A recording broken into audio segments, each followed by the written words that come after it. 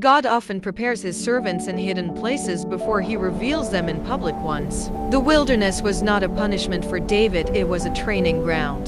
There, away from the palace and the applause of man, he hid in strongholds and caves while Saul pursued him, not because he lacked courage, but because the timing of God is as important as the promise of God. Though Saul still sat on the throne, the Spirit of the Lord had departed from him, and rested instead upon the shepherd who had been anointed in secret.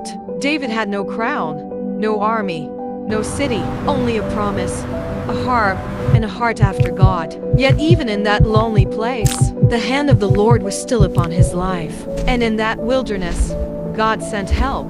From the tribe of Gad came mighty men trained for war, men disciplined in battle, men who carried shield and spear with skill and confidence. Their faces were like the faces of lions, bold, unflinching, fearless, and they were swift as gazelles upon the mountains, able to move where others could not, ready to fight where others would retreat.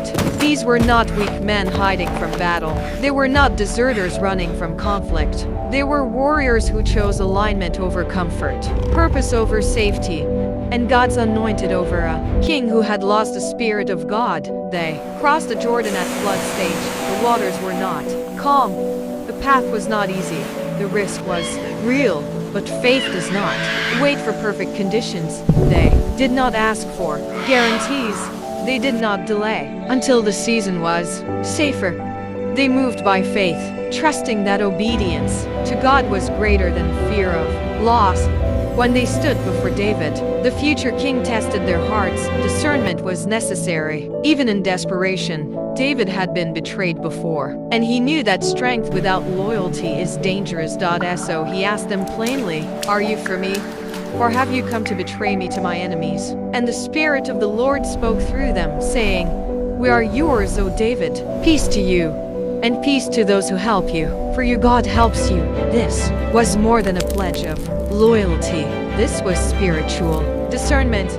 They recognized what many in Israel could not see, that God's favor does not always rest on the visible throne, that authority and anointing are not always found in the palace, and that destiny is often discovered in the wilderness. They saw a king before he wore a crown. They honored the calling before it was fulfilled. They stood with what God was raising, not with what man was preserving.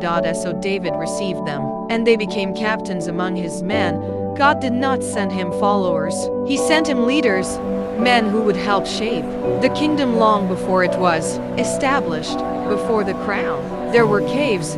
Before the palace, there were warriors. Before the kingdom, there was faith. And the lesson remains for all who walk with God. God never leaves his chosen alone. Even in hiding, he is gathering strength. Even in wilderness seasons, he is building armies. God is preparing you for great things.